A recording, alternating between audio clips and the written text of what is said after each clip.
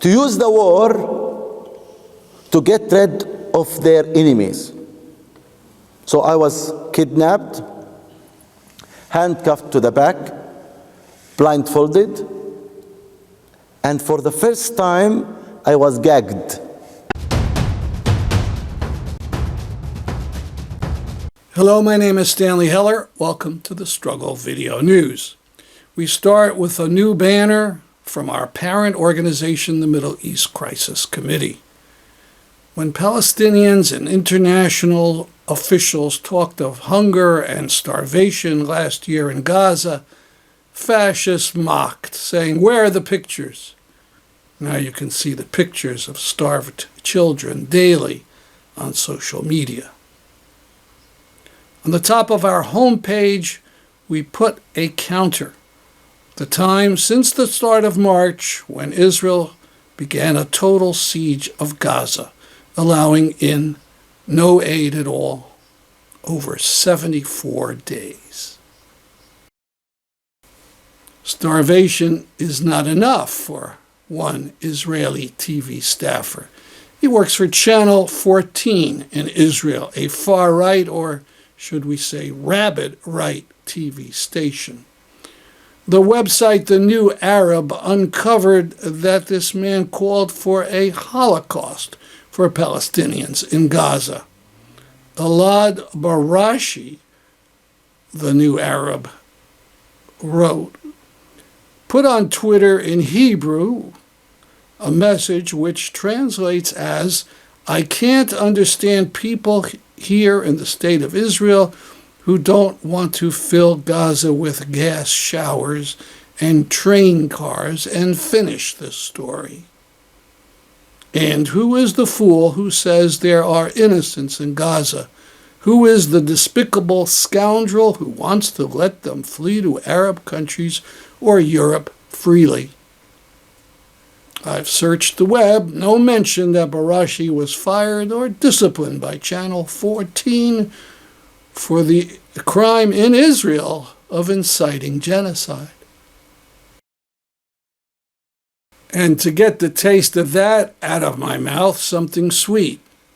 Hollywood film stars speaking out in an open letter. The letter denounces Hollywood for its silence about the many crimes being committed in Gaza. We link to the letter and its signers in our Palestine-Israel archive on thestruggle.org. You may recall that breathless revelation of a Hamas headquarters under Al-Shifa Hospital early after October 7th. In which a calendar was found with Arabic words on it that were supposedly the names of the terrorists. Later, it was shown merely to be the names in Arabic of days in the week. A new example of the foolish lies of Israeli propaganda.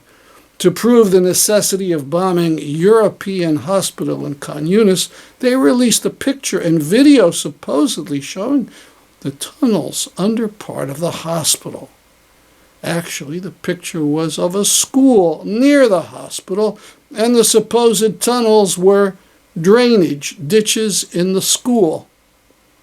American Dr. Feroz Sidwa told Sky News, "If destroying Hamas requires dropping 12 bombs on one small hospital, and then releasing a video that doesn't even show the building that you're purporting to bomb, I think that shows clearly you're just bombing the hospital to bomb the hospital."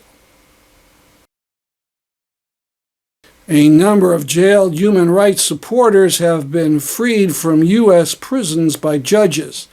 However, Mahmoud Khalil, the Columbia student, is not one of them. Promoting Enduring Peace is working on his support. This QR code will take you to their page, Free Mahmoud Khalil. One thing you can do is write to Khalil in the ICE prison in Jena, Louisiana. The address, Mahmoud Khalil, 830 Pinehill Road, Jena, LA 71342 4137 USA. Include a stamped, self-addressed envelope with a blank piece of paper, and hopefully he can answer you. Switching to news about Romania. They're a far-right party, the Alliance for the Union of Romanians, usually just called AUR, won 40% in the first round of the recent election. It's expected to lead the government after the runoff election. We talk about it on this show because that party received support from Netanyahu. Writers for Haaretz noted a couple of years ago that the Romanian party has a history of anti-Semitic statements alongside attempts to minimize the scale of the Holocaust in Romania and the country's responsibility for war crimes committed against its Jewish population. Another Haaretz article noted the party's supporters are caricaturized as a mixture of fascists, neo-Nazis, anti-Semites, nationalists, pro-Russians, misogynists, anti-vaxxers, conspiracy mongers, and the like. Some 400,000 Jews were murdered on orders of Antonescu, who was dictator of Romania during World War II. Despite all that, Israeli diplomats were ordered by Netanyahu's administration to meet with the AUR, helping to normalize the party and wipe it of its stain of anti-Semitism, allowing Romanians to vote for it with a clean conscience.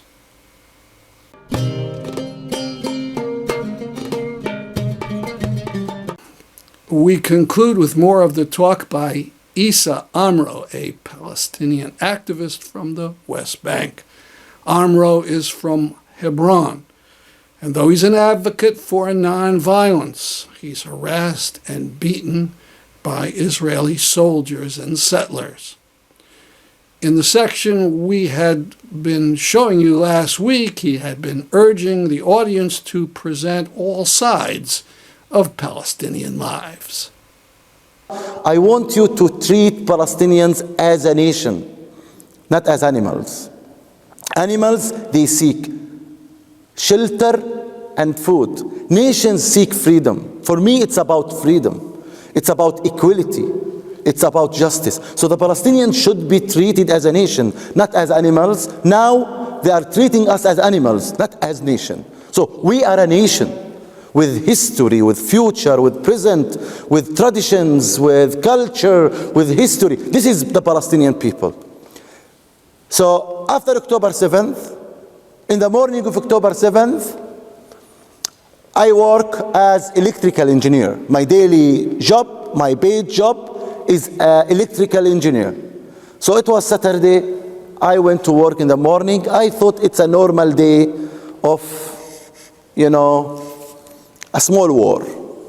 I went outside my house in Tel Rumeda. Then I heard about something big happening. So I decided to go back home at noon. I was coming back.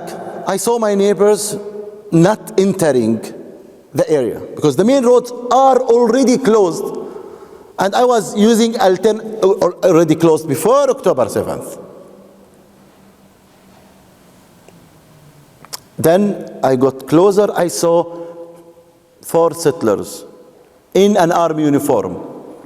My neighbors who live very close to me, they were in an army uniform. They pushed me back and they told me I'm not allowed to come back to my house.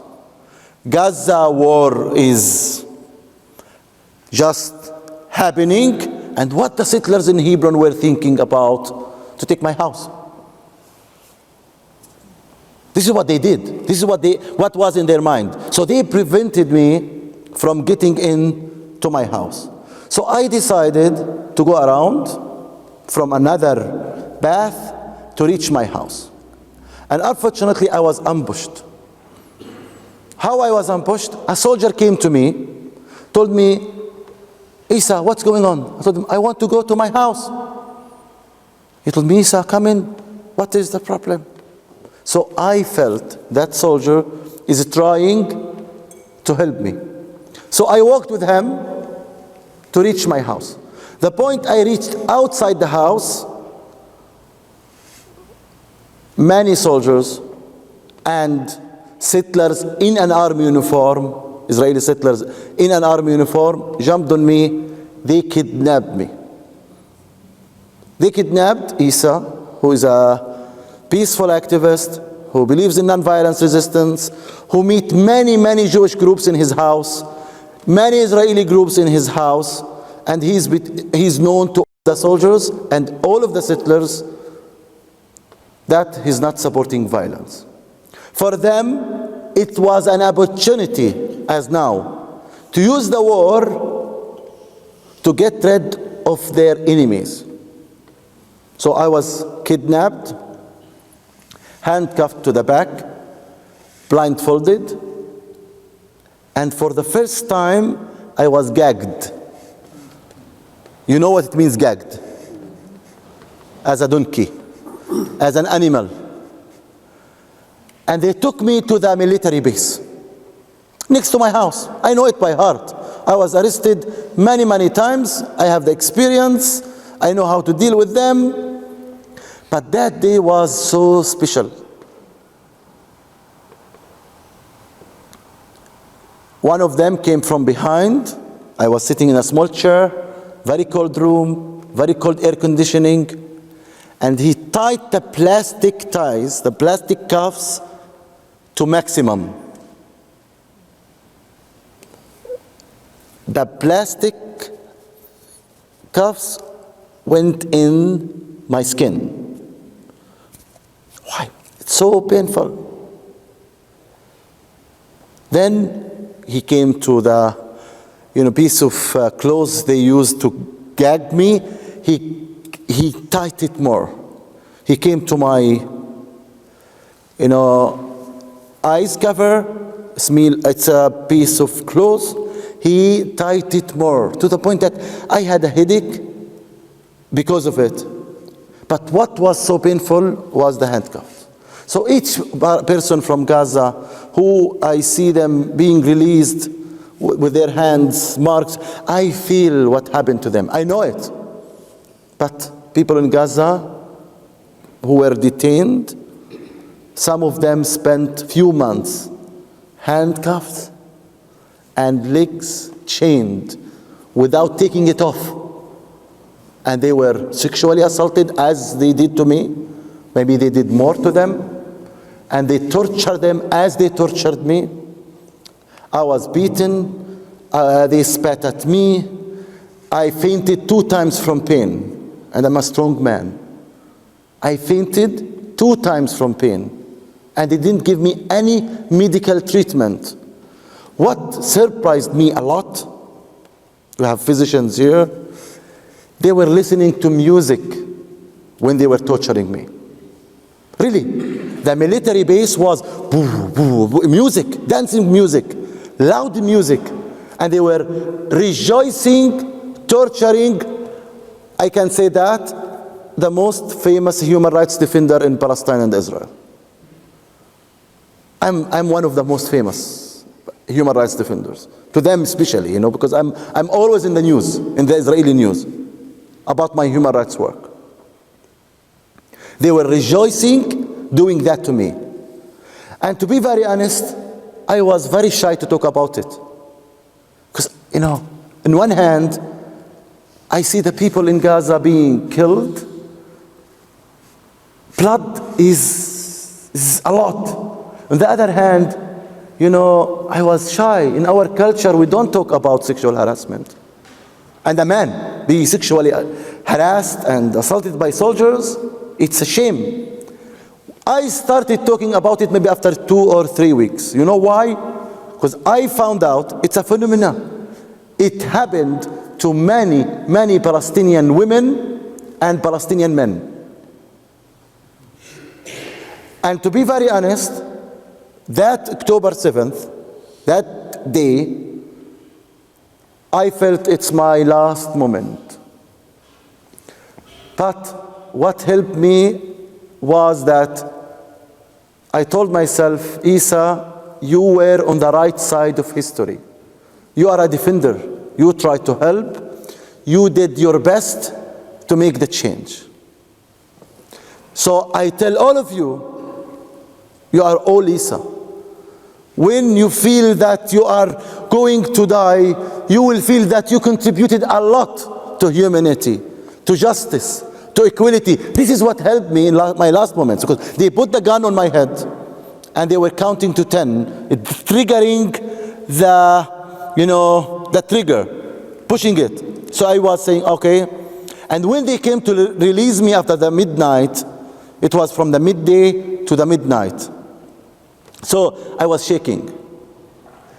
So I told the soldiers, I'm shaking not because I'm afraid of you. I'm shaking because you brought me from inside to outside because it's cold. Give me a jacket. I want to die when you see me very strong. I'm not afraid of you. And I said many, many other things to them. Okay? And one of them told me, no, you will not die. I know the soldiers. And he was the deputy of the Israeli military unit. He said, no, who says that you will be killed? I told him, because you are releasing me from the field, so I go a few meters, you shoot me outside the military base. I was released, I went home for 1 week without medication, without food. They closed the house completely. They restricted me from going outside the apartment to the yard. Not only me. The majority of the Palestinian families in H2, in Hebron, were not allowed for anything. Even one woman miscarried. They didn't let her go to hospital to deliver her baby. News is not talking about that.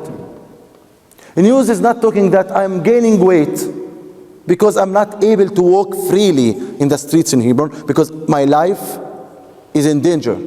Not only me, many other Palestinians. From Hebron, we hear the jets. We hear the bombs. We hear how they kill the babies and the women and the civilians in Gaza. It's very hard feeling. Each time I hear a noise of jet or a plane, I say, oh my God, I hope that they don't kill someone. Because we hear it in Hebron all the time. My house caged completely. And our activist center almost closed. And after a few days of October, the second week, look to this, okay? This is very important. 2 army commanders, officers, high officers came to my house. I was alone. I didn't have food. They didn't allow my Israeli friends, who I called them to come to bring me food, to reach my house. They reached, but they beat them up and they stole the food from them. So they wanted me to starve.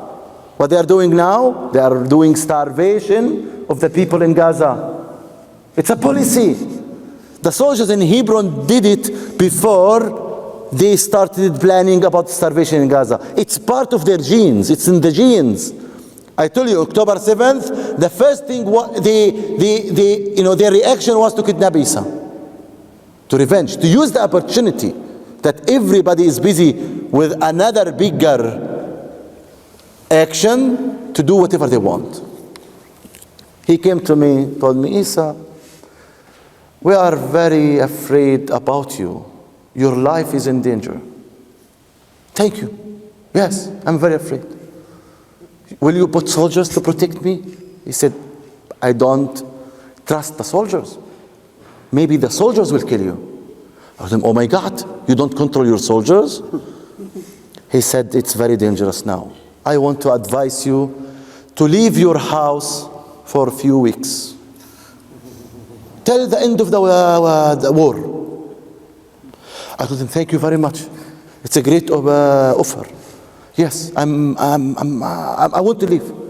Can you facilitate that? He said, yes. So, okay. Can you bring me a car to go to Jerusalem? Because I have friends there.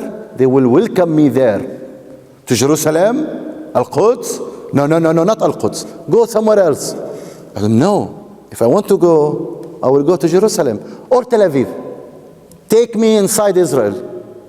Why I said that? Because their main goal was to take me outside my house and throw me somewhere else and take my house. And one of them was Duruz. He told me, Issa, why you don't want to leave? I told him, what? Do you remember 48? He said, what 48? I told him, Palestinians were asked to leave their homes for a few days during the war. Until now, they are not able to come back to their homes. So we faced, as Palestinians, deportation. We were expelled from our houses in 48 and 67, and now they want to repeat it again. They want us to leave Gaza and to leave certain areas in the West Bank, Sinai, few years in Sinai, then you come back. Palestinians refused. You know why? Because we have experience as Palestinians. So what they are doing in West Bank now, they are making the life more miserable. So we have around 900. So Hebron model became bigger all over West Bank. And that was the plan of Smotrich and Ben-Gvir and Netanyahu before the war. To keep Palestinians in ghettos, closed, sieged, as Gaza used to be. 900 gates and checkpoints all over the West Bank. So to move from one city to another, you have to pass checkpoints. Roads are closed. Palestinians are not able to travel. Huge travel restrictions on Palestinians in the West Bank. So to make the life of the people harder. Palestinian workers are not able to work. Palestinian economy became very weak. They almost destroyed the economy. They reduced the amount of water they sell to Palestinians because they are controlling the water aquifers, the water wells. In Area C, because West Bank is divided to A, B, and C, A under the Palestinian Authority, B under the Palestinian Authority, only civilian affairs, C under completely the Israeli military control. But after October 7th, Palestine from the river to the sea under the Israeli military control. Today, they arrested 22 Palestinians from 48 for protesting peacefully against the Israeli war in Gaza and genocide in Gaza. So, restrictions, no movement, no water, enough water, no enough electricity for Palestinians. Import and export is much, much less.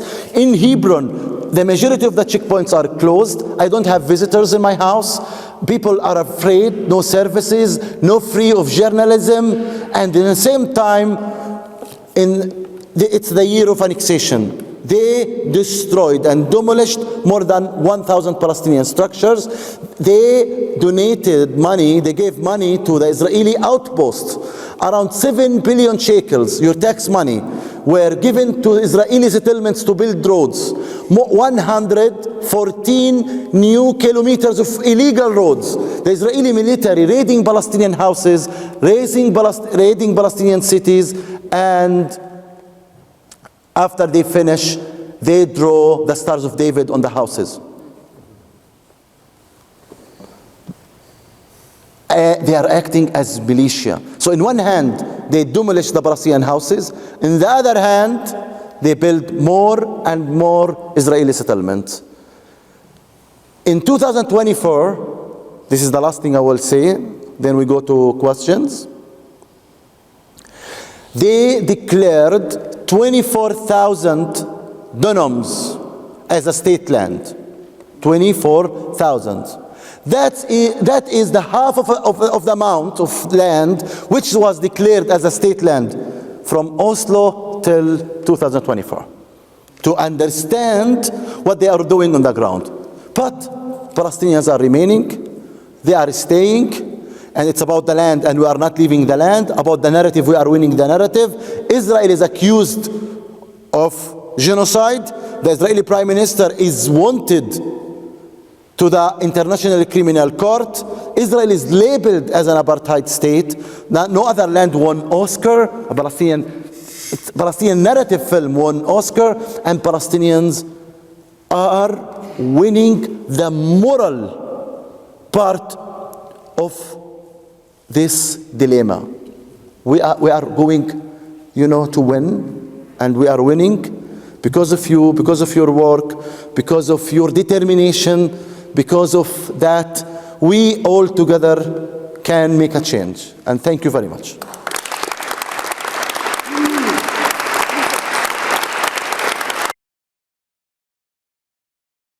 Because of the Hamel Doctrine, the Israelis don't tolerate Palestinians taking hostages. And they're using the Hamel Doctrine to machine gun cars that were filled with the music festival Israelis and people that live there to bring the death toll up to 1,200 people. There are a lot of evidence that Hannibal policy, it's only in Israel. When Palestinian kidnap soldiers or civilians, the soldiers are allowed to kill both.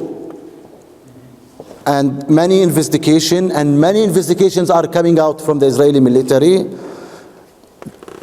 For the first time, I was shocked when I heard that the Israeli Knesset refused to do an official investigation about what happened on October 7th. So Netanyahu and his people, they are delaying and they are putting obstacles in Israel to investigate what happened in October 7th. That's our program for today. I'm Stanley Heller for the Struggle Video News.